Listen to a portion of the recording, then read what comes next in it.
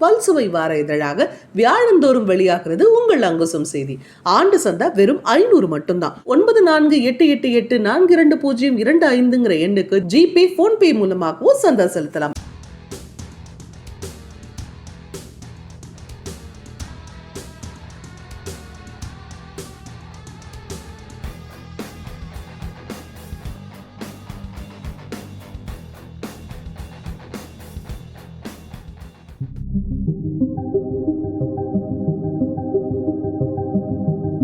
பொழிவு இனிதே தொடங்குகிறது.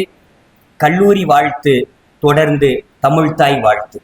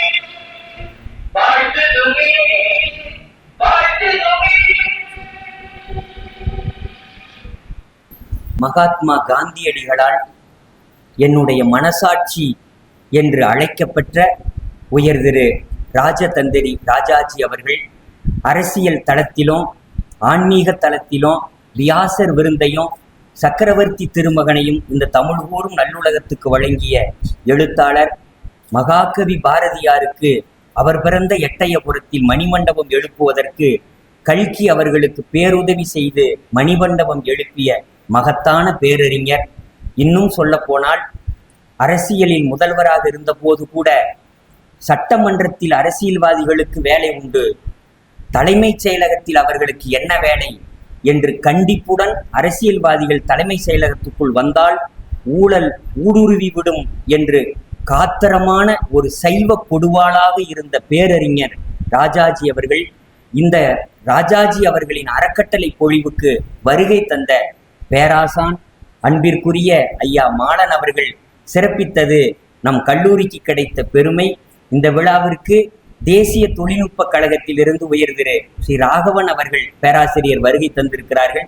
நம் கல்லூரியினுடைய மூத்த பேராசிரியர் உயர் திரு புஷ்பவனம் ஐயா அவர்களும், மனித உரிமை எழுத்தாளர் உயர் திரு ராஜமுத்திருளாண்டி அவர்களும் வருகை தந்திருக்கிறார்கள்.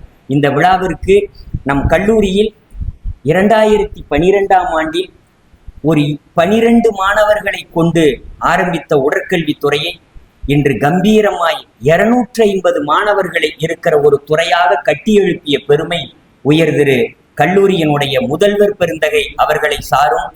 ஒவ்வொரு முறையும் இந்திய அரசின் குடியரசு தின விழாவில் அணிவகுக்கிற இராணுவ மரியாதையில் கண்டிப்பாக தேசிய கல்லூரி மாணவர்கள் இடம்பெறுகிறார்கள் என்றால் அப்படி ஒரு உயரத்தை எட்டியதற்கும் தேசிய அளவில் நம்முடைய மாணவர்கள் விருது பெறுவதற்கும் தங்கப்பதக்கம் பெறுவதற்கும் இப்படி சாதனை படைப்பது நமக்கு அத்திப்புத்தார் போல் நடக்கிற நட்சத்திரம்.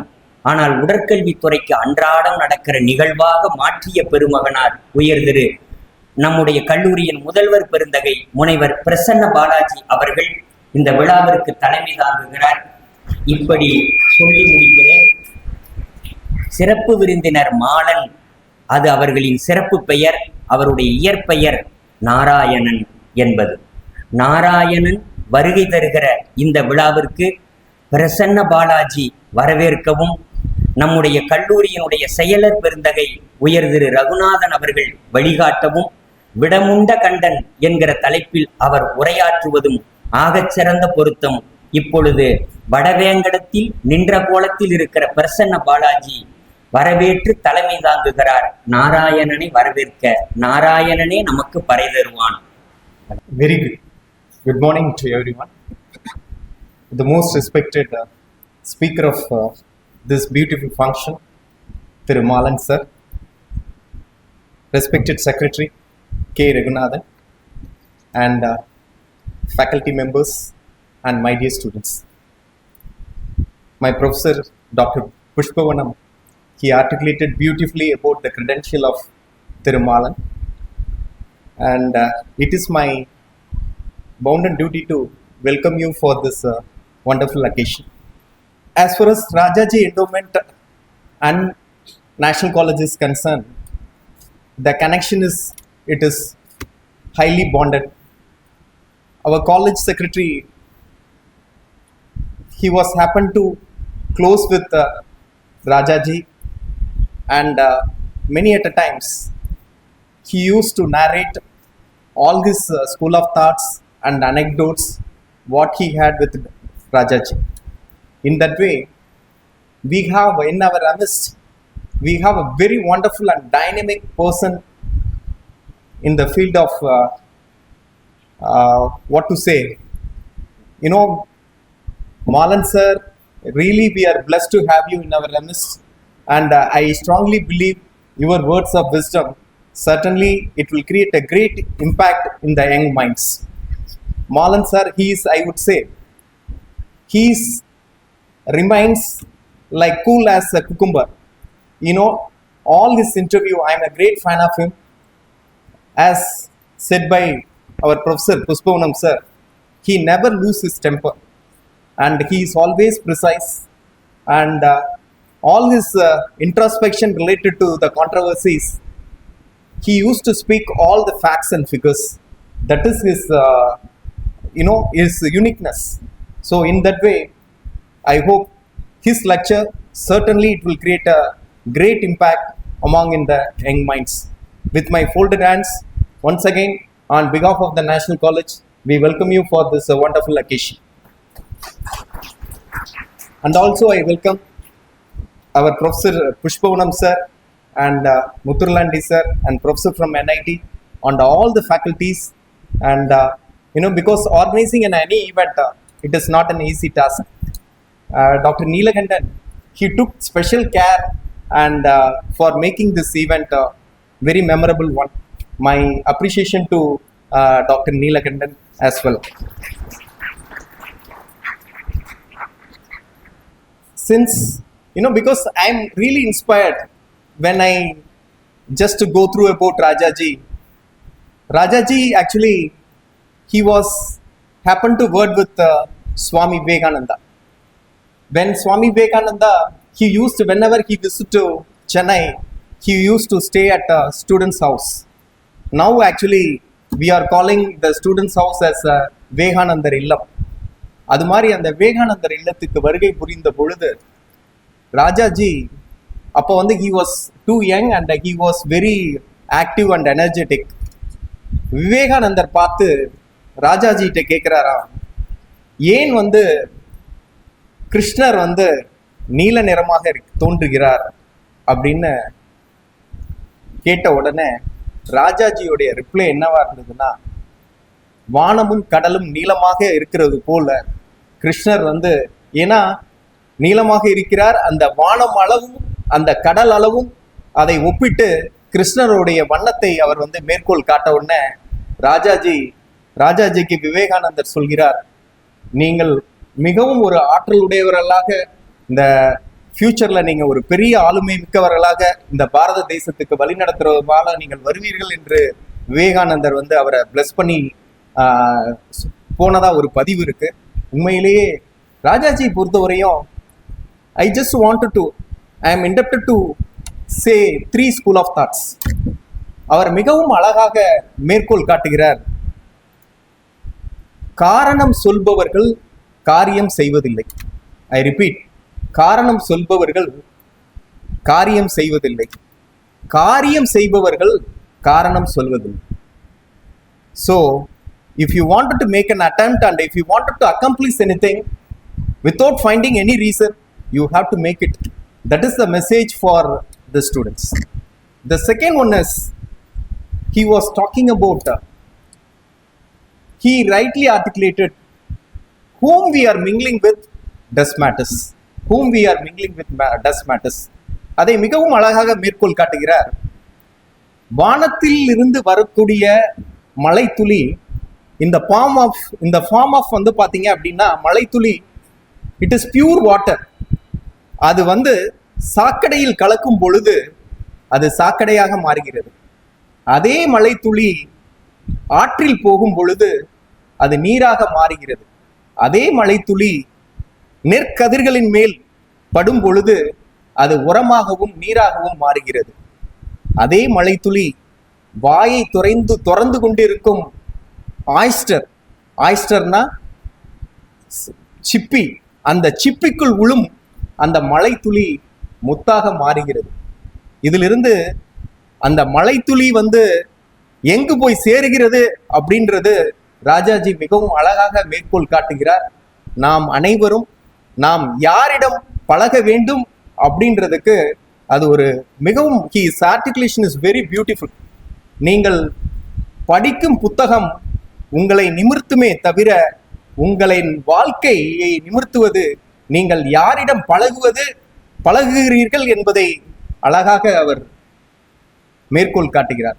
கடைசியாக when he is talking about discipline, because he is a man of discipline. Every man is addicted to something. Every man is addicted to something. Some smoke, some drink, some chase girls, and some waste time. The real discipline is, what? He articulated about what is the real discipline. The real discipline is waking up early and training and silence. Because discipline doesn't require any compliments, any motivation. Discipline moves without the feeling. But what discipline means, if you want to healthy, the discipline nurture it. If you want to squeeze, discipline preserve, discipline protect it. If you earn respect, discipline, through discipline you can earn it. If you want to lead a better life, be disciplined every day until discipline becomes you. This is the message he passed very loud and clear. So Rajaji, he held many positions. He is the one man in the era, he touched all the positions, that would say in that way. And we are really eager to listen Thiru Malan sir. Once again, we deeply indebted to you, have you in our remiss. Once again, I welcome you all for this wonderful occasion to hear about Chakravarti Rajaji. Thank you. நான் இங்கு 36 வருடம் பணியாற்றி ஓய்வு பெற்ற ஆங்கிலத்துறை தலைவரும் பேராசிரியர். என் பெயர் புஷ்பவனம். திரு மாலன் அவர்கள் எனக்கு பல வருடங்களாக தெரியும். அவர்களை பற்றி உங்களுக்கு சொல்ல வேண்டியது அவசியம் என்பதால் நான் அழைப்பில்லாமல் குறுக்கிடுகிறேன், மன்னிக்கவும். திரு மாலன் அவர்கள் தமிழக எழுத்துத்துறையில் மிகச்சிறந்த ஆளுமை. அவர் திசையில் முதலில் ரிப்போர்ட்டராக சேர்ந்து ஆசிரியராக இருந்து, உங்களுக்கெல்லாம் தெரியாத விஷயம், அவர் சன் டிவிக்கு நியூஸ் எடிட்டராக சில வருடங்கள் பணிபுரிந்தார். அது தவிர குமுதம் இதழில் 3 வருடம் அவர் ஆசிரியராக பணிபுரிந்தார். பல விருதுகள் வாங்கியிருக்கிறார். அதெல்லாம் சொல்ல எனக்கு கொஞ்சம் தகவலும் இல்லை, நேரமும் இல்லை. நீங்கள் தொலைக்காட்சி விவாதங்கள்லாம் பார்த்துருப்பீங்க. அவர் பங்கு பெற்ற விவாதங்களை பார்த்தீங்கன்னா என்னன்னு தெரியாது. அவர் பேசும்போது நிதானமாகவும் அமைதியாகவும் தெளிவாகவும் அதோடு கருத்து செறிவு உள்ள கருத்துக்களை மட்டுமே கூறுவார். இப்போது இருக்கிற விவாதத்தில் பங்கு பெற ஒப்பிடும்போது அவர் அவர் அந்த அந்த அந்த கூட்டத்தில் சேர்க்கவே முடியாது. அவர் தொலைக்காட்சி விவாதங்களுக்கு முன்னோடியாக இருந்தார். அவர் பங்கு பெறும் விவாதங்களும் மிக சிறப்பு. He was a member of the Sahitya Academy Committee. He himself was a winner of Sahitya Academy Award. இதெல்லாம் உங்களுக்கு சொல்லணுங்கிறதுக்காக சொல்றேன். நன்றி. மகாகவி பாரதியே என்னுடைய குரு, அந்த எட்டயபுரத்து கவிஞன் தான் என்னுடைய தோழன், அவன்தான் என்னை ஆட்டுவிக்கிறான், நான் ஆடுகிறேன் என்று சொன்ன ஒரு மகத்தான கவிஞர்.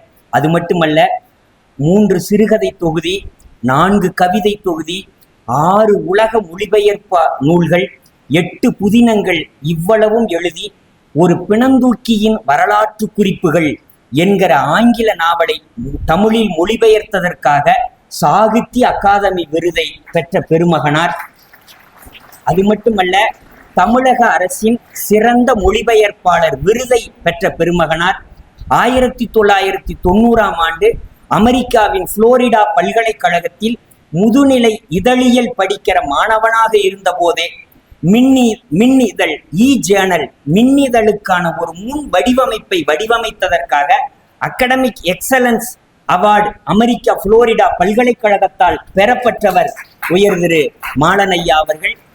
உங்களுக்கு தெரியும், ஆண்டாள் நாச்சியார் அவதரித்த அந்த ஸ்ரீவில்லிபுத்தூரில் எழுந்தருளி இருக்கிற எம்பெருமான் நாராயணன், அந்த வடபத்திர சாயிக்கு எங்கள் திசை நோக்கிய வணக்கங்கள். அந்த ஆண்டாள் நாச்சியார் துளசி மணக்க மணக்க பாடிய அந்த திருப்பாவை போல மணக்க மணக்க தமிழ் எழுதுகிறவர். அதனால்தான் இப்படி சொல்ல ஆசைப்படுகிறேன். தமிழக அரசு முத்திரையில் ஸ்ரீவில்லிபுத்தூர் கோபுரம்தான் முத்திரை பதிக்கிறது. ஸ்ரீவில்லிபுத்தூரில் பிறந்த மாலன் அவர்கள் எழுத்தில் முத்திரை பதிக்கிறார்.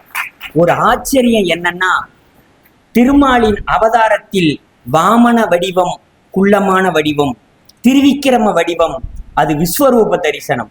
தகுதியிலும் திறமையிலும் விஸ்வரூப தரிசனம் இருந்தாலும் தன்னடக்கத்தில் வாமன வடிவமாகவே இருக்கிறார்.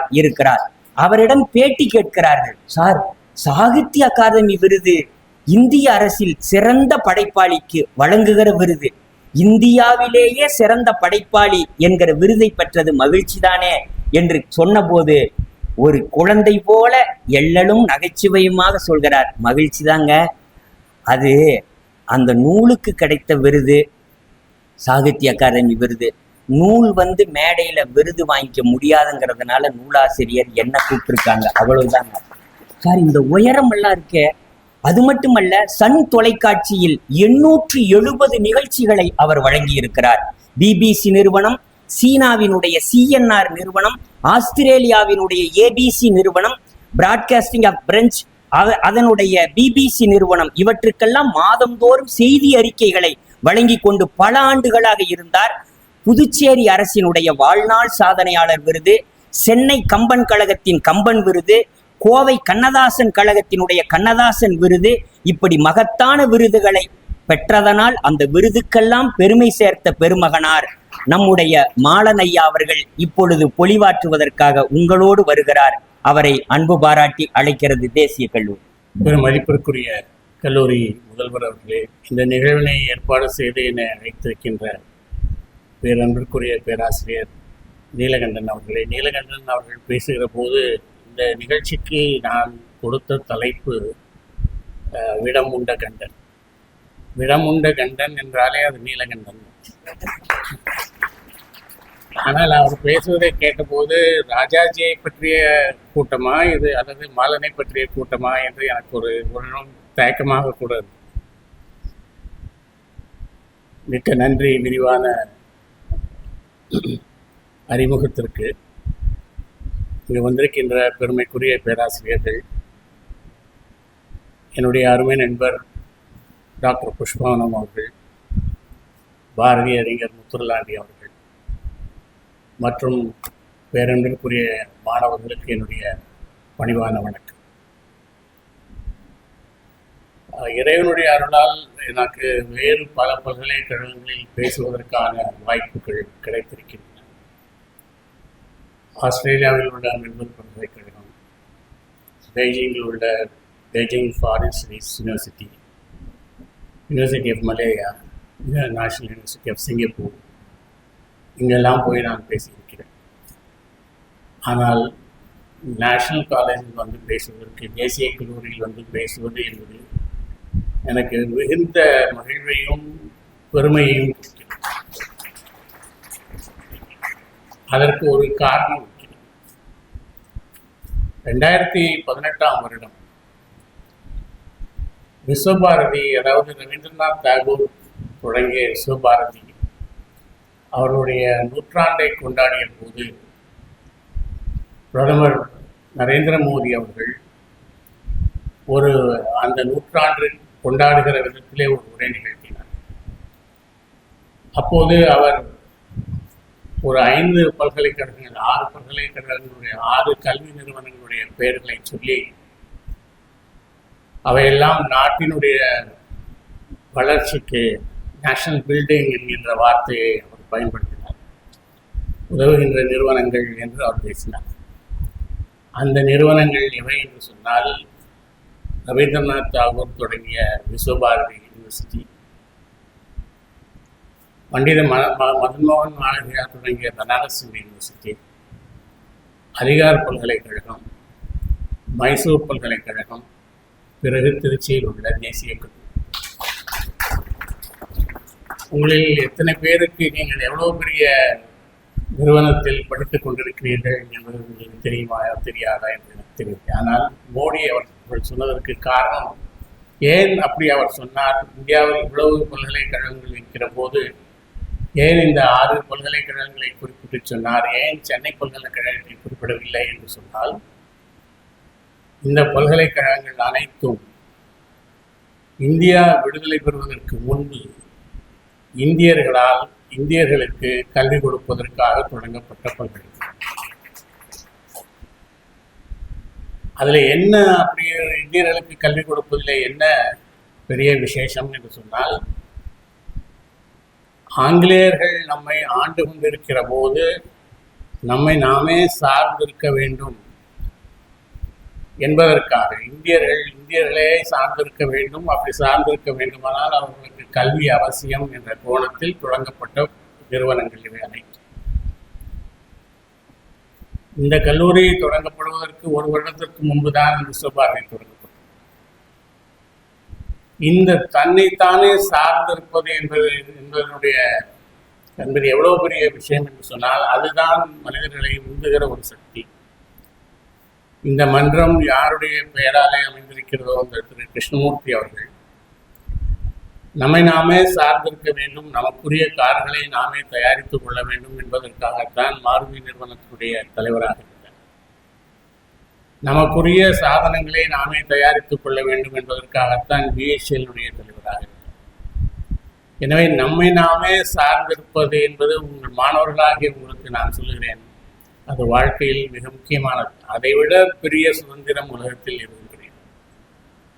நீங்கள் அவ்வளவு புகழ் வாய்ந்த ஒரு கல்லூரியிலே மாணவர்களாக இருக்கிறீர்கள். இன்றைக்கு ஏன் நாம் ராஜாஜியை பற்றி பேச வேண்டும் என்று சொன்னால், அவரிடமிருந்து நாம் கற்றுக்கொள்வதற்கு பல விஷயங்கள் இருக்கின்றன. நம்முடைய வாழ்க்கைக்கு ராஜாஜி இன்றைக்கு இல்லை என்றாலும் கூட, அவர் மறைந்து இவ்வளவு ஆண்டுகள் ஆகிவிட்டன என்றாலும் கூட, 72 அவர் மறைந்தார். இவ்வளவு ஆண்டுகள் ஆகிவிட்டன என்றாலும் கூட, அவருடைய வாழ்க்கையிலிருந்தும் அவருடைய செயல்களில் இருந்தும் நாம் கற்றுக்கொள்வதற்கு ஏதோ விஷயங்கள் இருக்கின்றன. அவைதான் இன்றைக்கு உங்களுக்கு கிடைக்கப் போகிற அந்த டேக்அவேஸ் என்று சொல்கிறார்களே, அந்த டேக்அவே. தேசிய கல்லூரிக்கு இன்னொரு சிறப்பு உண்டு. தேசிய கல்லூரியினுடைய தமிழ் துறைக்கு இன்னொரு சிறப்பு உண்டு. பெரிய தமிழறிஞர்கள் ராதாகிருஷ்ணன், சத்யசீலன், ராஜகோபாலன் போன்றவர்கள் பேசிய மேடைகளை நான் கேட்டிருக்கிறேன். கம்பன் கழகத்து மேடைகளிலே அவர்கள் பேசுவார். மற்போர் புரிவதைப் போல அவர்கள் சொற்போர் புரிவார். மற்போர் என்று ஏன் சொல்லுகிறேன் என்று சொன்னால், மல்யுத்தத்திலே ஒரு பயில்வான் இன்னொரு பயில்வான் மீண்டு விட முடியாத அளவிற்கு ஒரு பிடி போடுவார். அதற்கு கிடுக்கி பிடி என்று பெயர். அதிலிருந்து அவ்வளவு எளிதாக மீண்டு விட முடியாது. ஆனால் அனுபவமும் அறிவும் உள்ள பயில்வானாக இருந்தால் அந்த கிடுக்கிப்பிடியிலிருந்து மீண்டு யார் தனக்கு பிடி போட்டாரோ அவரையே அந்த பிடிக்குள்ளே மாட்ட வைக்கக்கூடிய அளவிற்கு வல்லவர்களாக இருப்பார்.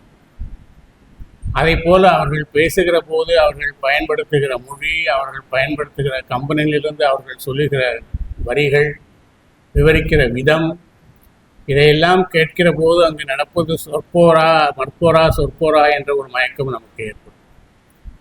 அவர்கள் பேசுவதையெல்லாம் கேட்டுத்தான் அந்த 10,400 பாடல்களில் எந்த வரியிலிருந்தும் அவர்களுக்கு மனப்பாடமாக தெரியும். இந்த வரியை பற்றியும் அந்த ஒரு வரியை எடுத்துக்கொண்டு அவர்களால் 1 மணி நேரம் பேச முடியும். அவ்வளவு ஆற்றல் வாய்ந்த பேராசிரியர்கள். அவர்கள் பேசுவதை கேட்டுத்தான் எனக்கு கம்பெனியின் ஈடுபாடு உண்டு. செவ்வியல் தமிழ் இலக்கியங்களில் மட்டுமல்ல, நவீன தமிழ் இலக்கியத்திற்கு பங்களித்தவர்களுக்கும் இந்த கல்லூரிக்கும் ஒரு பெரிய தொடர்பு. இந்தியாவில் இலக்கியத்திற்கு கொடுக்கப்படுகிற உச்சபட்ச விருதுகளை எல்லாம் பெற்றவர் யாராவது ஒருவர் உண்டு என்று சொன்னால் அது டாக்டர் இந்திரா பார்சார்.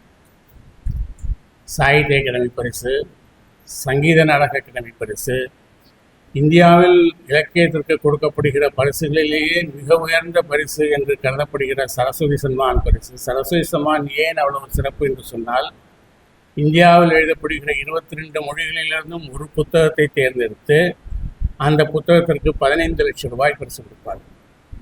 அந்த பரிசு, சாகித்ய அகாடமியினுடைய உச்சபட்ச கௌரவம் என்று கருதப்படுகிற ஃபெலோஷிப், இவை எல்லாவற்றையும் பெற்றவர் இந்திரா பார்சார். இந்திரா பார்சாரதி இந்த கல்லூரியில் தமிழ் துறையில் 1952 பணியாற்றினார். அப்போது அவர் இந்திரா பார்சாரதி அல்ல, அவர் வெறும் பார்சார். அவர் மட்டுமல்ல, அவர் எப்படி இங்கு பணிக்கு வந்தார் என்று கேட்டால், நவீன தமிழ் இலக்கியத்தில் பரிச்சயம் உள்ளவர்களுக்கு தெரியும், நகுலன் என்று ஒரு கவிதைகள் எல்லாம் எழுதுவார். அவர் பேர் டி.கே. துரைசாமி. அவரும் இந்திரா பார்சாரதியும் அண்ணாமலை பல்கலைக்கழகத்தில் ஒரே அறையில் தங்கி படித்தவர். முதலில் நகுலன் இங்கு வேலைக்கு வந்தார், டி.கே. துரைசாமி இங்கு வேலைக்கு வந்தார். பிறகு இங்கிருந்து கேரள பல்கலைக்கழகத்திற்கு வேலைக்கு போய் சேரப்போகிற போது அந்த காலியான இடத்திற்கு வந்தவர் இந்திரா பார்சார். எனவே 2 பெரும் நவீன இலக்கிய கர்த்தாக்களை கொடுத்த கல்லூரியும் இந்த கல்லூரி தான். உங்களில் எத்தனை பேர் அந்த உயரங்களை எல்லாம் தொடப்போகிறீர்கள் என்று தெரியவில்லை. ஆனால் அவற்றை எல்லாம் விஞ்சி நீங்கள் வளர வேண்டும் என்று மிகுந்த உள்ளன்போடு உங்களை வாழ்த்துகிறேன். ராஜாஜிக்கும் தேசிய கல்லூரிக்கும் ஒரு தொடர்பு. அவர் இங்கு 3 முறை வந்திருக்கிறார் என்று முதல்வர் அவர்கள் இன்றைக்கு என்னிடத்திலே சொன்னார்கள். ஆனால் அதையெல்லாம் விட ஒரு முக்கியமான விஷயம் என்னவென்று சொன்னால், 1948 அல்லது 1949 இருக்க வேண்டும், தில்லியிலே வாழ்கிற சில தமிழர்கள் சேர்ந்து தேசிய கல்லூரியினுடைய வளர்ச்சி நிதிக்காக பணம் திரட்டி கொடுக்க வேண்டும் என்று முயன்றார். அதற்காக ஒரு நாடகம் போடுவது, அந்த நாடகத்தைக்கான டிக்கெட்டுகளை விற்று பணம் திரட்டி கல்லூரிக்கு கொடுப்பது என்பது அவருடைய திட்டம். அதற்கான முன்னெடுப்புகளையும் ஏற்பாடுகளையும் செய்தவர் பின்னாளில் பெரிய இசை விமர்சகர் என்று அறியப்பட்ட சுப்புடு. உங்களுக்கு அந்த பேர் தெரிந்திருக்காது, ஆனால் இங்கே இருக்கிற பெரியவர்களுக்கு தெரியும். அதை முயற்சி எடுத்தவர் சுப்புடு. அந்த நாடகத்தை இயக்கி நடித்தவர் பூர்ண விஸ்வநாத். அவர்கள் நாடகம் போட எடுத்துக்கொண்ட கதை கல்கியினுடைய கள்வனின் காதல். இதற்கான ஏற்பாடுகளை எல்லாம் செய்தாகிவிட்டது. அந்த நிகழ்ச்சிக்கு தலைமை வகிப்பதற்கு ராஜாஜி அவர்களை அழைக்கிறார்கள். ராஜாஜி அப்போது தில்லியில் கவர்னர் ஜெனரலாக இருந்தாரோ அல்லது ஹோம் மினிஸ்டராக இருந்தாரோ தெரியல, டெல்லியிலே இருந்தார். அதற்கான ஏற்பாடுகள் செய்தாகிவிட்டது, டிக்கெட்டுகள் விற்றாகிவிட்டது. இன்னும் 2-1 நாளில் நாடகம் நடக்க இருக்கிற போது ஒரு புரளி கிளப்பி விடப்பட்டது. அப்போது டான் என்கின்ற ஒரு பத்திரிகை டெல்லியிலிருந்து வந்து கொண்டிருக்கிறது. DON Dawn, DAWN Dawn. அந்த டான் இப்போதும் பாகிஸ்தானிலிருந்து இப்போதும் வந்து கொண்டிருக்கிறது. அது பாகிஸ்தானில் இன்றைக்கும் ஒரு மிக பிரபலமான ஒரு தினசரி. அந்த பத்திரிகை அப்போது தில்லியிலிருந்தும் அதற்கு ஒரு பதிப்பு இருந்தது. அப்போதுதான் இந்தியாவினுடைய மிகப்பெரிய துயர சம்பவம், இந்த பார்ட்டிஷன், இந்த தேச பிரிவினை நடந்து சிறிது காலம் ஆகியிருந்தது. அதிலிருந்து இரண்டு தரப்பினரும் அது எவ்வளோ பெரிய துயர சம்பவம் என்று சொன்னால், உலக வரலாற்றிலேயே 1 கோடி பேர் இடம்பெயர்ந்த சம்பவம் அந்த சம்பவம். அதில் அங்கிருந்து வந்தவர்களும் இங்கிருந்து போனவர்களும் ஒருவருக்கொருவர் தங்களுடைய மனக்காயங்களை ஆற்றிக்கொண்டிருந்த அந்த நேரத்தில் தான் இந்த நாடகம் நடக்க இருக்கிறது. அப்போது அந்த டான் பத்திரிகையிலே ஒரு குரலை கிளப்பிவிடப்பட்டது. என்னவென்று சொன்னால், அந்த நாடகத்தில் பாகிஸ்தானுடைய தந்தை என்று கருதப்படுகிற ஜின்னாவை பற்றி அந்த நாடகத்தில் கேலியும் கிண்டலுமாக செய்யப்பட்டிருக்கிறது என்று ஒரு செய்தி பரப்பப்பட்டது. அதன் காரணமாக அங்கு பெரிய கொந்தளிப்பு ஏற்படும் என்கின்ற ஒரு நிலை இருந்தது. நாடகம் நடக்குமா நடக்காதா, நடக்கும்போது கலாட்டா செய்வார்களா, நடக்கவே விட மாட்டார்களா என்கின்ற ஒரு பதட்டமும். ஒரு அம்சம் என்னவென்று சொன்னால், சிறு வயதிலே ராஜாஜிக்கு கண் பார்வை குறைவு. அவரது 12 வயது வரைக்கும் அவரால் தூரத்தில் இருக்கிறதை படிக்க முடியும். அதனால் அவருடைய 5 வயது வரைக்கும், 5ஆம் வகுப்பு வரைக்கும் அவருடைய தந்தை அவருக்கு பாடம் சொல்லிக் கொடுத்தார். பிறகு பள்ளிக்கூடத்திலே சேர்த்த போது போர்டில் ஆசிரியர் எழுதுவதை பார்த்தால் அவரால் படிக்க முடியும். அதை அவருடைய தந்தையிடத்திலே வந்து அவர் சொன்னார். அவருடைய தந்தை என்ன சொன்னார் என்று சொன்னால், சின்ன பையன்களுக்கெல்லாம் கண்ணு தெரியாது என்பதை நான் நம்ப மாட்டேன். பெரியவர்கள் தான் 30 வயது 40 வயதுக்கு மேல் இருக்கிறவர்கள் தான் கண்ணாடி போட்டுக் கொள்வார்கள். நீ ஏதோ ஃபேஷனாக இருக்கணும், ஒரு மாடர்னாக இருக்கணுங்கிறதுக்காக கண்ணாடி போட்டுக்கொள்ள விரும்புகிறாய், அதனால் உனக்கு கண்ணாடி வாங்கி கொடுக்க முடியாது என்று சொல்லுவார். அந்த கஷ்டத்தோடு தான் அவர் தன்னுடைய 12 வயதுக்கு மேல் தான் அவருக்கு கண்ணாடி கிடைத்தது. ராஜாஜி சேலம் மாநகராட்சியினுடைய சேர்மனாக இருந்தபோது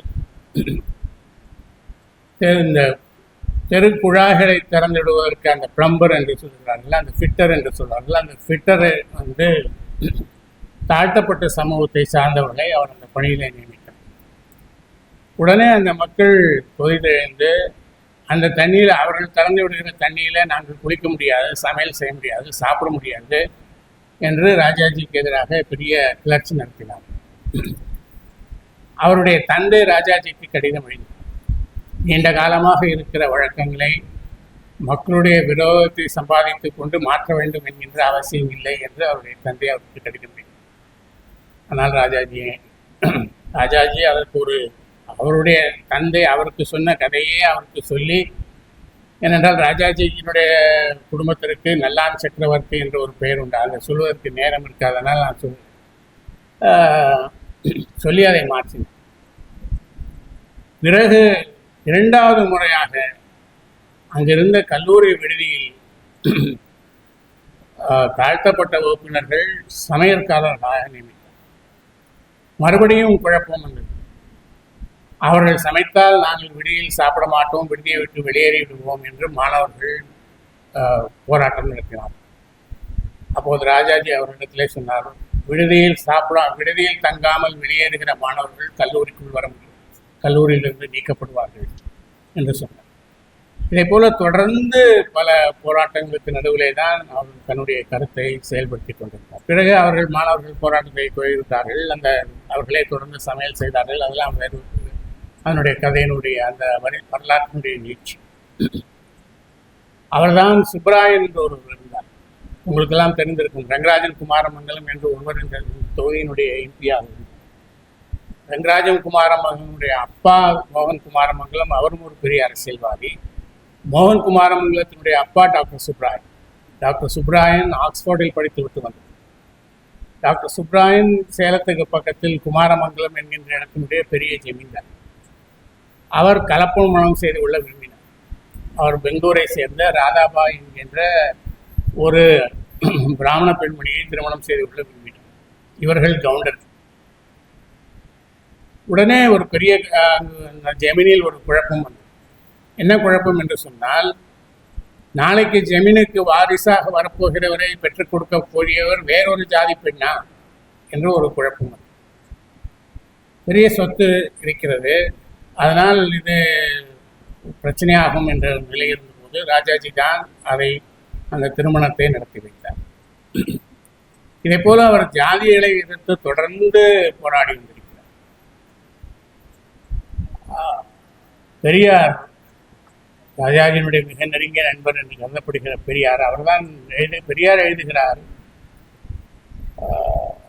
ராஜாஜி அவர்களால் தான் திராவிட நாட்டில் சமபந்தி போஜனம் என்பதும் அதைவிட தீவிரமான ஜாதி பேதம் என்பதே இல்லாமல் யார் வீட்டிலும் யாரும் உணவருந்தலாம் என்கின்ற நன்மையும் ஏற்பட்டது. இதை சொல்கிறவர் பெரியார். நான் அறிய ராஜாஜி அவர்கள் 1910 பிராமணர் அல்லாத மக்களோடு சமபந்தி போஜனம் செய்தார். 1915 பிராமணர் அல்லாத மக்கள் வீட்டில் உணவு அருந்துவார். இது அவருக்கு மட்டுமே ஏற்படுத்தி கொண்ட சாதனை என்றாலும் காங்கிரஸ்லேயே எல்லா பிராமணர்களும் சமபந்தி போஜனம் அருந்த செய்தவர் ராஜாஜி அவர்களே ஆவார் என்று எழுதுகிறார். இதை குறித்து ஒரு உருக்கமான ஒரு சம்பவம் ஒன்று உண்டு. சின்னண்ணாமலை என்று ஒருவர் இருந்தார்.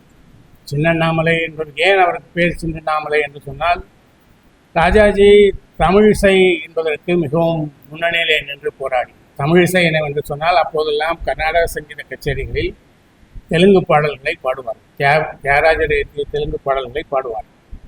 ஆனால் தமிழ் பாடல்களும் பாட வேண்டும் என்கின்ற ஒரு இயக்கத்தை அண்ணாமலை செட்டியார் அவர்களுடைய உதவியோடு ராஜாஜி அவர்களும் கல்கி அவர்களும் முன்னின்று நடத்தினார். அப்போது அதற்காக ஒரு கூட்டம் காரைக்குடியிலே நடந்தது. அந்த கூட்டத்திலே 3 பேர் மேடையில் 3 அண்ணாமலைகள் மேடையிலே உட்கார்ந்திருந்தார்கள். ஒருவர் ராஜாசர் அண்ணாமலை, அவர் செட்டிநாட்டரசர் அண்ணாமலை செட்டியார். இன்னொருவர் திருவண்ணாமலையிலே ஒரு அண்ணாமலை என்கின்ற ஒரு சுதந்திர போராட்ட வீரர் இருந்தார் அவர். இன்னொருவர் இந்த அண்ணாமலை தமிழிசைக்கு செய்கிற தொண்டு பாராட்டுக்கு தகுந்தது என்று சொல்லுகிற போதெல்லாம் மக்கள் ராஜாசர் அண்ணாமலை செட்டியாரை பார்த்து கைதட்டினார். ராஜாஜி பார்த்தார், உரிய யாருக்கு கிரெடிட் போக வேண்டுமோ அவருக்கு போகாமல் இன்னொருவருக்கு போகிறதே என்பதனால் அவரை சின்ன அண்ணாமலை என்று அறிவித்தார். அந்த சின்ன அண்ணாமலை ரொம்ப இளைஞர், பிடிப்பானவர், சிறை வைத்த போது சிறையை உடைத்து கொண்டு தப்பித்து வெளியே வந்தவர். அதெல்லாம் அவருடைய கதையில் இருக்கு. ஒரு தரம் ஒரு கூட்டம் நடந்தது, காரைக்குடியில் தான் நடந்தது. அந்த கூட்டத்தில் கல்கி பேசுகிறார். கல்கி பேசி முடித்து விட்டு கிளம்ப வேண்டும், அவர் ஊருக்கு போவதற்கு ரயிலை பிடிக்க வேண்டும். அப்போது சின்ன அண்ணாமலை என்று பாரதியார் வாழ்ந்த காலத்தில் அவருக்கு உரிய மரியாதையை நாம் கொடுக்க தவறிவிட்டோம் என்பதை நீங்கள் ஏற்றுக்கொள்கிறீர்களா என்று கல்கியை பார்த்து கேட்டார். ஆமாம், ஏற்றுக்கொள்கிறேன், ஆனால் அதற்கு நீங்களும் நானும் பொறுப்பல்ல என்று அவர் சொன்னார். அது இருக்கட்டும், அதற்கு என்ன செய்ய, நாமக்கல் கவிஞர் இப்போது உயிரோடு இருக்கிறார், அவருக்கு நாம் என்ன செய்ய போகிறோம் என்று சின்ன அண்ணாமலை கேள்வி எழுப்பினார். கல்கி சிரித்து கொண்டே சொன்னார், இப்போது எதுவும் செய்ய முடியாது, இப்போது என்னால் செய்ய முடிந்ததெல்லாம் நேரத்துக்கு ரயில்வே ஸ்டேஷனுக்கு போய் ரயிலை பிடிப்பதுதான். ஆனால் இப்போதைக்கு என்னால் எதுவும் செய்ய முடியாது, நீங்கள் சென்னைக்கு வாருங்கள் பேசுவோம் என்று சொன்னார்கள். பிறகு சென்னைக்கு வந்தார். அவர்கள் நாமக்கல் கவிஞருக்கு நிதி திரட்டி கொடுத்தார்கள். அதெல்லாம் வரல. அந்த சின்ன அண்ணாமலை ராஜாஜியோடு மிகவும் நெருக்கமான. சின்ன அண்ணாமலையை பார்ப்பதற்காக ராஜாஜி அவருடைய சின்ன அண்ணாமலை வீட்டிற்கு ராஜாஜி வருகிறார். ராஜாஜி வருகிற போது சின்ன அண்ணாமலை தன்னுடைய காலை உணவை சாப்பிட்டு கொண்டிருக்கிறார். ராஜாஜி வருவதை பார்த்த உடனே சாப்பிடுவதை நிறுத்திவிட்டு எழுந்து கை கழுவிக்கொண்டு ராஜாஜியை வரவேற்பதற்கு போகிறார். இவர் சாப்பிடுவதை பாதியிலே நிறுத்திவிட்டு எழுந்து வருகிறார் என்பதை தெரிந்த ராஜாஜி, நான் காத்திருக்கிறேன், நீங்கள் சாப்பிட்டு வாருங்கள் என்று சொல்கிறார். உடனே சின்ன அண்ணாமலை என்ன சொல்கிறார், நீங்களும் சாப்பிடுவதாக இருந்தால் நான் சாப்பிடுகிறேன் என்று அவர் சொல்கிறார். ராஜாஜிக்கு அதில் ஒன்றும் தயக்கம். ஆனால் சின்ன அண்ணாமலையின் அருகிலே அவருடைய மனைவி வந்து, நாமெல்லாம் பிராமணர்களுக்கு சாப்பாடு போட்டால் நமக்கு பாவம் வரும் என்று சொல்கிறார்களே, நீங்கள் மாற்றி அவரை சாப்பிட உட்காருங்கள் என்று சொல்லிவிட்டீர்களே என்று அவரிடத்திலே கேட்கிறார். ராஜாஜி கேட்கிறார், பாவம் வரும், யாருக்கு பாவம் வரும் என்று கேட்கிறார். இல்லை, அது எனக்கு தெரியாது, பெரியவர்கள் எல்லாம் அப்படித்தான் சொல்வார்கள், நீங்கள் என்ன சொல்வீர்கள் தெரியாது என்று சொல்கிறார். ராஜாஜி சொல்கிறார், அந்த கோபம் வந்தால் அது எனக்கு வரட்டும், நான் சாப்பிடுகிறேன் என்று சொன்ன உடனே இலை போட்டு தண்ணீர் தெளித்து 2 இட்லியை கொண்டு வந்து வைக்கிறார். சாப்பிடும்போது அவர் சொல்கிறார், செட்டிநாட்டுக்காரர்கள் இட்லி மல்லிகை பூ போல் இருக்கும் என்று சொல்வார்கள், அதை இப்போது தான் நான் பார்க்கிறேன் என்று சொன்ன உடனே அந்த அம்மாவுக்கு மிகுந்த மகிழ்ச்சி. அவர் கிளம்பும் போது அவருடைய காலிலே விழுந்து நமஸ்காரம் செய்தார். அதற்கு பிறகு அந்த அம்மாவுக்கு அவர் கிட்டத்தட்ட ஒரு கடவுளை போல ஆகிவிட்டார். ஒரு நல்ல நாள், பெரிய நாள் என்று சொன்னால் அவரை ராஜாஜி வீட்டிற்கு போய் அவரை சந்தித்து ஆசீர்வாதம் வாங்குவது, அவரிடத்துல அது போல ஒரு இதோடு இருக்கிறார். ராஜாஜி சுதந்திரா கட்சி என்ற ஒரு கட்சியை காங்கிரசுக்கு எதிராக ஆரம்பித்த போது அதில் சின்னண்ணாமலை சேருமாறு கேட்கிறார். சின்னண்ணாமலை, இல்லை, நான் கடைசி வரை காங்கிரஸ்காரனாகவே இருந்து விடுகிறேன், மன்னிக்க வேண்டும், உங்கள் கட்சியில் சேர முடியாது என்று சொல்லிவிடுகிறார். அதற்கு எதிர்ப்பு தெரிவிக்க வகையில் இந்த அம்மா 2 நாள் சாப்பிடாமல் போராட்டம் நடத்தின உடனே பிறகு ராஜாஜியே அவன் அப்படித்தாம்மா, அவன் கடைசி வரை காங்கிரஸ்காரனாகவே இருக்கட்டும், நீ அதற்காக பட்டினி கிடக்காதே என்று சொல்லி அவரை சாப்பிட வைத்தார் என்பதெல்லாம் உண்டு. ஆனால் உருக்கமான விஷயம் என்னவென்று சொன்னால், ராஜாஜி இறந்து போய்விட்டார். ராஜாஜி இறந்து போகிற போது இந்த அம்மாவும் உடல் நலம் குன்றி படுக்கையில் இருக்கிறார். ராஜாஜி இறந்து போய்விட்டார் என்ற செய்தி கேட்ட உடனே சின்னண்ணாமலை ராஜாஜியினுடைய உடலை பார்ப்பதற்காக கிளம்பி போய்விட்டார். இந்த அம்மா உடல் நலிந்தவர்கள் வைத்து கொண்டு அவர் எங்கே என்று கேட்கிறார். அவர் இந்த மாதிரி ராஜாஜி போய்விட்டார், அவரை அதற்காக போயிருக்கிறார் என்று சொல்கிறார். உடனே இந்த அம்மா ராஜாஜி போய்விட்டாரா என்று கேட்டு அவர் எழுந்து நடக்க முடியாத ஒரு பலவீனமான நிலையில் இருக்கிறார். அவருடைய சகோதரி, அவருடைய தங்கை தாங்கி பிடித்துக் கொள்கிறார். இந்த அம்மா ராஜாஜி போய்விட்டாரா என்று கேட்டுக்கொண்டு படுக்கையில் விழுந்து விடுகிறார். அப்போதே இறந்து போகிறார். அவர் சொன்ன கடைசி வார்த்தை ராஜாஜி போய்விட்டாரா என்று. ராஜாஜி இறந்து விட்டார் என்பதை கேட்டு உயிர்விட்ட பெண்மணி அந்த உமையாள் என்கின்ற சின்னண்ணாமனுடைய மனைவி. அதே போல ராஜாஜியை தெய்வமாக கொண்டாடியவர்கள் பல பேர் இருக்கிறார். SS மாரிசாமி என்று ஒருவர் இருந்தார். காண்டீபம் என்கின்ற பத்திரிகையினுடைய ஆசிரியராக இருந்தவர். அவருடைய வீட்டில் பூஜை அறையில் ஒரே ஒரு படம் தான் இருக்கும். அந்த படம் ராஜாஜியினுடைய படம். அதற்கு கீழே தினமும் விளக்கேற்றி வைத்து அவர் வழிபடக்கூடியவராக அவர் இருந்தார். அதே போல ராஜாஜி பல பேருடைய அன்பை பெற்றிருந்தாலும் கூட வாழ்நாள் முழுக்க பல்வேறு விதமான அவதூறுகளையும் துயரங்களையும் சந்தித்து வந்தது. ராஜாஜியுடைய பெரும் துயரம் என்னவென்று சொன்னால், 38 வயதில் அவர் தன்னுடைய மனைவியை இழந்தார். அதற்கு முன் அவருடைய தந்தையை இழந்தார், பிறகு தன் மனைவியை இழந்தார், பிறகு தன்னுடைய மாப்பிள்ளையை இழந்தார், பிறகு தன்னுடைய மகளை இழந்தார், பிறகு தன்னுடைய மகனை இழந்தார், பிறகு தன்னுடைய மிக நெருங்கிய நண்பரான கல்கி போன்றவர்களை இழந்தார். கடைசி வரையில் இவ்வளவு துயரங்களையும் சந்தித்து வாழ்ந்த அந்த மனிதர் ஒரு முறை கூட இதை குறித்து புலம்பியதோ வருத்தப்பட்டதோ, மற்றவர்களிடத்தில் போய் நான் தனியாக போய்விட்டேன், இனிமேல் எனக்கு யார் இருக்கிறார்கள் என்றெல்லாம் புலம்பியதே கிடையாது. இது டேக்அவே 4 நம்முடைய. ஆனால் ராஜாஜி தன்னுடைய காங்கிரஸ் கட்சியிலிருந்து தன்னுடைய அடிப்படை உறுப்பினரை தவிர மற்ற எல்லா பதவிகளையும் ராஜினாமா செய்தார். அந்த நேரத்தில் காங்கிரஸுக்கு ஒரு புதிய தலைவரை தேர்ந்தெடுக்க வேண்டிய ஒரு கட்டாயம் இருந்தது. ஜவஹர்லால் நேரு 2 முறை தொடர்ந்து காங்கிரஸ் கட்சியினுடைய தலைவராக இருந்தார். 3வது முறையும் அவர் வருவதற்கு காங்கிரஸ் கட்சியில் இருந்தவர்கள் சம்மதிக்கவில்லை. ஏனென்றால் ஜவஹர்லால் நேரு காங்கிரஸ் கட்சியினுடைய லட்சியம் சோஷலிசம் என்று அறிவிக்க வேண்டும் என்று அந்த லக்னோ காங்கிரஸில் அறிவிக்க வேண்டும் என்று நினைத்திருந்தார். ஆனால் அதை ஏற்க முடியாது என்று காங்கிரஸ் கட்சியில் இருந்த பட்டேலும் ஆசாத்தும் ராஜேந்திர பிரசாத்தும் அதை எதிர்ப்பு தெரிவித்தார்கள். ஆனால் வேறொருவர் தலைவராக வரலாம் என்று நினைத்த போது ராஜாஜி வரலாம் என்ற ஒரு இதை சொன்னபோது ராஜாஜி தர்க்க ரீதியாக ஒரு கேள்வியை எழுப்பினார். காங்கிரஸ் கட்சியினுடைய தலைமை பதவிக்கு வருகிறவர் மாநில அளவிலே ஒரு பதவியிலே இருக்க வேண்டும் என்று விதி இருக்கிறது. நான் இப்போது எந்த பதவியிலும் இல்லை, நான் வெறும் உறுப்பினர், நான் எப்படி வர முடியும் என்று சொன்னார். காந்தி அவர் பரவாயில்லை, அந்த விதிகளை எல்லாம் தளர்த்தி விடலாம், அவர் வரட்டும் என்று சொன்னார். ஆனால் ராஜாஜி மறுத்துவிட்டார். ராஜாஜி காந்தியோடு பலமுறை முரண்பட்டிருக்கிறார், நேருவோடு முரண்பட்டிருக்கிறார், கட்சிக்குள்ளே முரண்பட்டிருக்கிறார். கட்சிக்கு வெளியிலே அவர் கொண்டு வந்த திட்டங்கள் பல பல சமயங்களிலே பிரச்சனைகளுக்கு உள்ளாயிற்று. அவர் அதனால் பல அவதூறுகளுக்கும் உள்ளானார். அதில் மிக முக்கியமான ஒன்று பெரியாருடைய திருமணம் தொடர்பான ஒன்று. பெரியார் 1949 ஜூலை 9 மணியம்மையை பதிவு திருமணம் செய்து கொண்டார். அந்த பதிவு திருமணம் செய்து கொள்வதற்கு முன்பாக 1949 மே மாதம் 14 ராஜாஜிக்கு ஒரு கடிதம் எழுதினார்.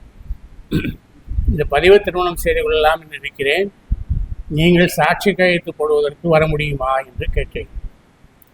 பெரியார் என்ன நினைத்திருப்பார் என்று சொன்னால், இது என்னுடைய ஊகம்தான், அவருக்கு அப்போது கட்சியிலே பிரச்சனை வரும் என்ற ஒரு சூழ்நிலை இருந்தது.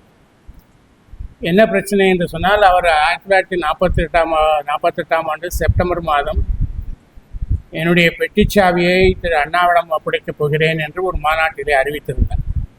ஆனால் 1949 பிப்ரவரியிலே அவருடைய மனது மாறிவிட்டது. பிப்ரவரி ஒரு ராஜாஜிக்கு பிப்ரவரி 21 ராஜாஜிக்கு ஒரு கடிதம் எழுதுகிறார். நான் இவனை திருமணம் செய்து கொள்ளலாம் என்று இருக்கிறேன், இதற்கு நீங்கள் சாட்சி கையெழுத்து போட முடியுமா என்று அவர் கேட்கிறார். அதற்கு ராஜாஜி ஒரு பதில் எழுதினார். ராஜாஜி அப்போது கவர்னர் ஜெனரலாக இருந்தார். கவர்னர் ஜெனரலாக இருக்கக்கூடிய பெரியார் என்ன நினைத்திருப்பார் என்று சொன்னால், ஒரு பெரிய பதவியிலே இருக்கிறவர் சாட்சி சொன்னால், அல்லது ஒரு அந்த அந்த கல்யாணத்தை என்டாஸ் செய்தார் என்று சொன்னால், நாளைக்கு கோர்ட்டுக்கு யாரும் போனார் அது தனக்கு சாதகமாக முடியும். ராஜாஜி போன்ற ஒரு பெரிய வழக்கறிஞர் அவருக்கு சாட்சி சொல்லியிருக்கிறார் என்று சொன்னால் அது தனக்கு சாதகமாக முடியும் என்று பெரியார் நினைத்திருக்கக்கூடும். ஆனால் ராஜாஜி 1949 பிப்ரவரி 21 பெரியாருக்கு ஒரு கடிதம் எழுதினார். ஆனால் அதற்குள்ளே என்ன நடந்தது, அதுக்கு முன்னாலே எதை சொல்ல வேண்டும் என்று சொன்னால், திருவண்ணாமலையில் இருக்கக்கூடிய ரமணாசிரமத்திற்கு சொந்தமான ஸ்கந்தாசிரமம் என்று ஒன்று இருக்கிறது. அதை திறந்து வைப்பதற்காக ராஜாஜி மே மாதத்தில்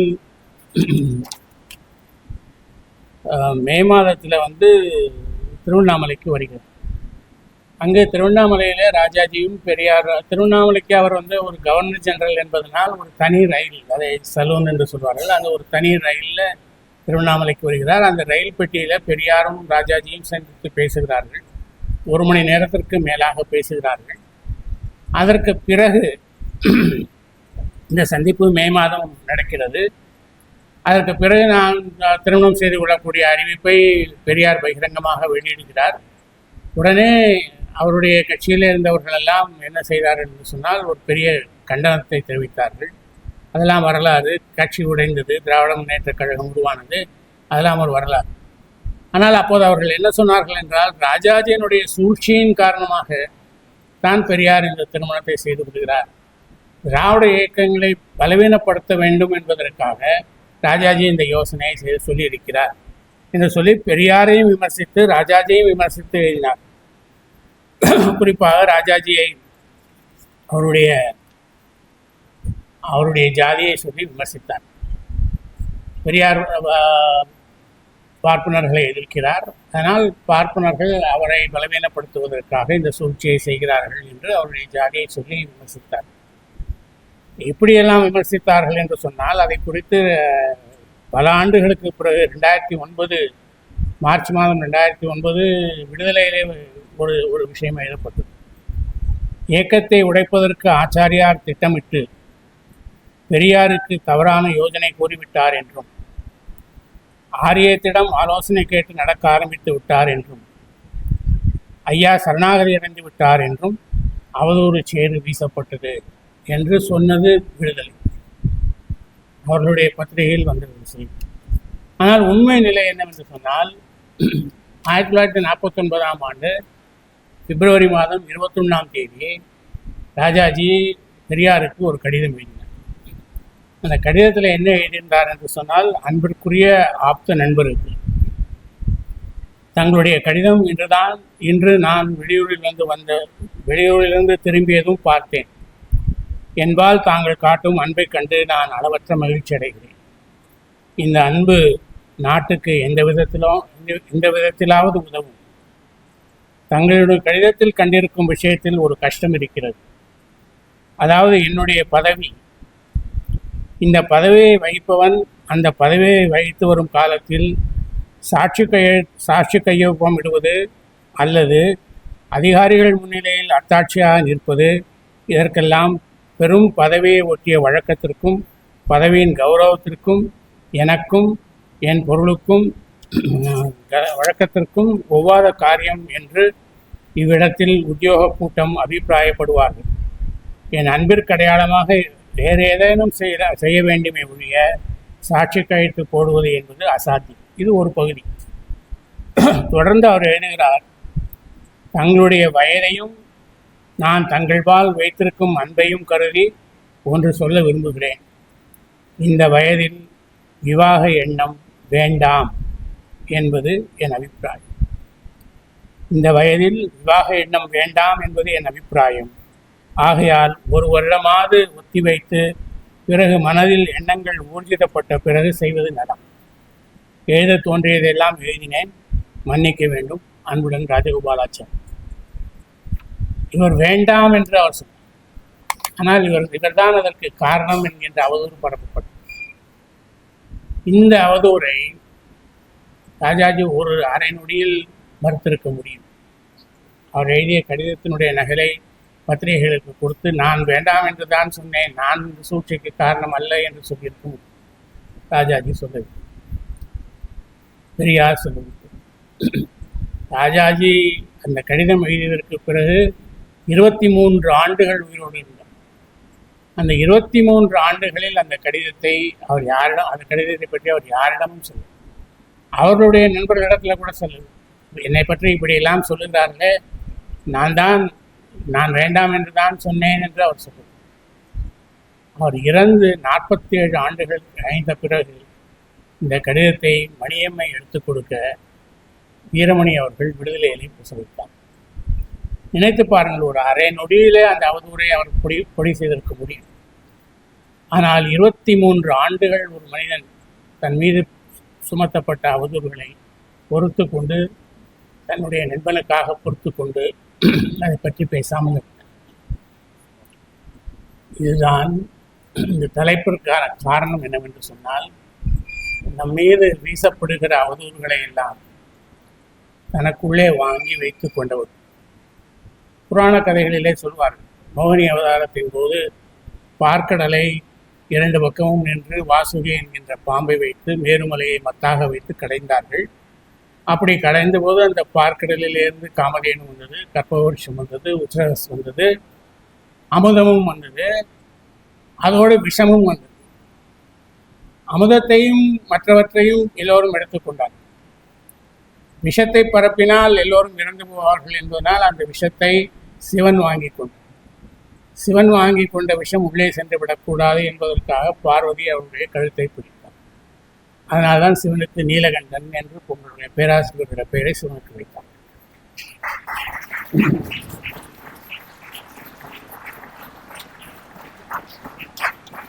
அதை போல நீங்க நிறுத்திட்டீங்கன்னா முடிச்சுங்க.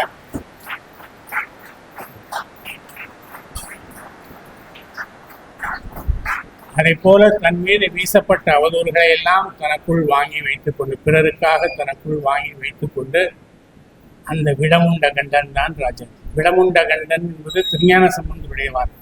வேயரு தோழி பங்கன் விடமுண்ட கண்டன் என்று அவருடைய பாடல்.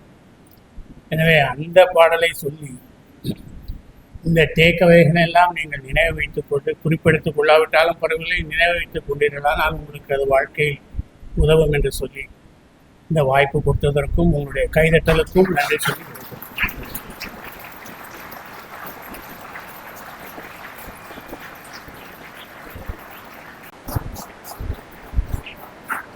நீங்கள் தலைப்பு தருவதற்கும் என்னை அழைப்பதற்கும் இடையே ஒரு 15 நாட்கள் இடைவெளி வேண்டும் என்று எனக்கு அலைபேசியில் தகவல் அனுப்பி இருந்தார்கள் உயர் திரு ஐயா மாடன் அவர்கள். காரணம், அந்த 15 நாட்கள் எந்த ஒரு தலைப்பில் பேசுவதற்கு பொறுப்பேற்றுக் கொள்கிறோமோ அது சார்ந்து தொடர்ந்து கருத்துக்களை சேகரிப்பதற்காக 15 நாட்களுக்கு இடையில் இன்னொரு கூட்டம் கலந்து கொள்வதில்லை என்கிற எழுத்து தவத்தை இன்று வரைக்கும் ஐயா மாலன் அவர்கள் கடைபிடிக்கிறார்கள். அது ஒரு தவம்.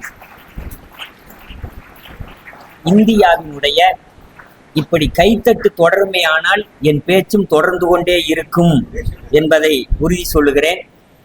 இன்றைக்கு பாரத பிரதமர் உயர் திரு நரேந்திர மோடி ஐயா அவர்கள் நம் கல்லூரியின் பெருமையை உயர்த்தி பிடித்ததை உயர் சிறப்பு விருந்தினர் அவர்கள் சொன்னார்கள்.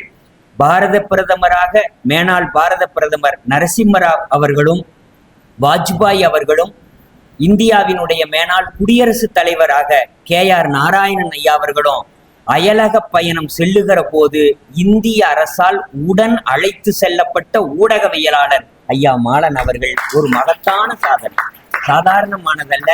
அது மட்டுமல்ல, இந்தியாவுக்கும் பாகிஸ்தானுக்கும் இடையே 1 கோடி பேர் எப்படி இடம்பெயர்ந்தார்கள் என்கிற ஒரு வரலாற்று பதிவை செய்தார்கள்.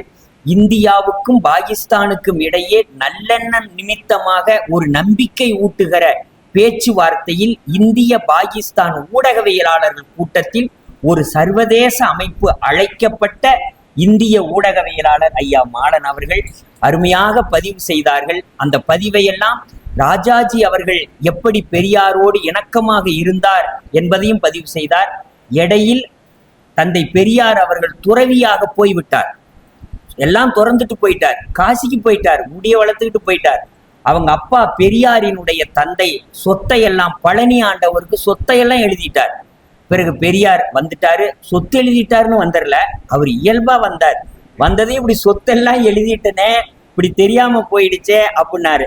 அப்பொழுது ஒரு வழக்கறிஞரை நாடினார். தந்தை பெரியாருடைய தந்தை, தந்தை பெரியாரின் தந்தை, இப்படி எழுதிட்டமேன்னு. அப்ப அப்படி ஒன்றும் பெரிய விஷயம் இல்லை, சொத்தெல்லாம் ஒன்றும் பழனி ஆண்டவருக்கு எழுதிட்டதுனால பழனி ஆண்டவர் கோயிலுக்கு போயிடாது.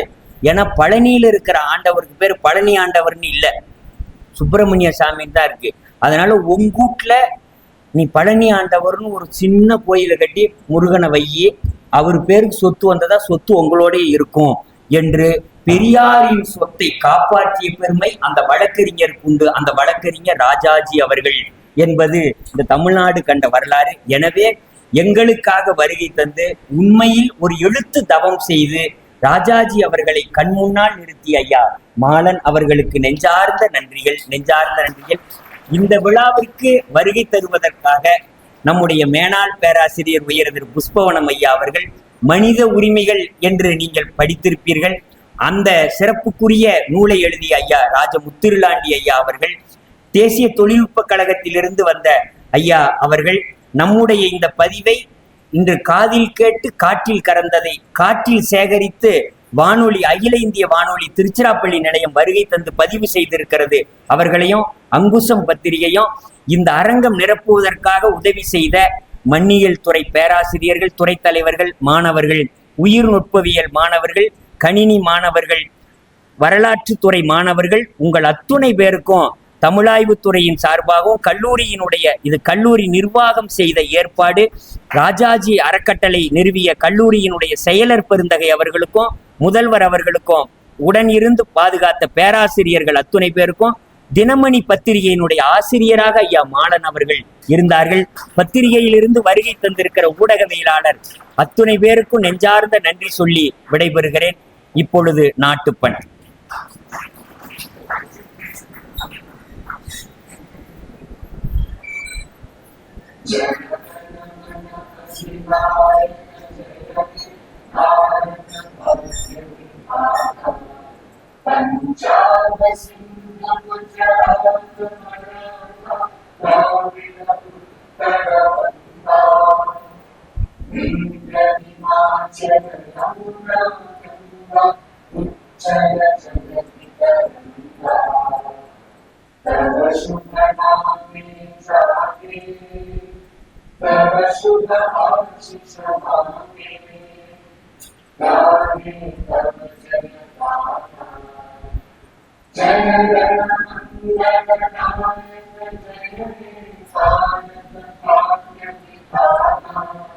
जय